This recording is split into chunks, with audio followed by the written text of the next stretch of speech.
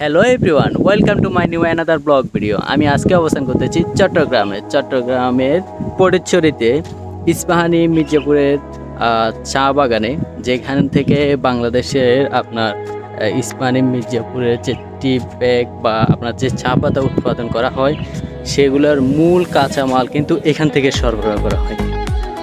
আর এখানে অনেকগুলো পাহাড়ের সমন্বয়ে কিন্তু এই যে ইস্পাহানি চা বাগানটা গড়ে উঠেছে অসাধারণভাবে।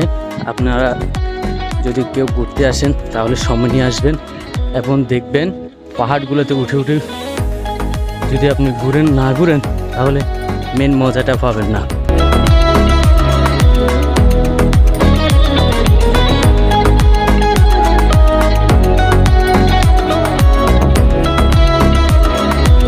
আমি কিন্তু এখন পাহাড়ের উপরে আছি, পাহাড়ের উপরে হাঁটতেছি। আমার পাশে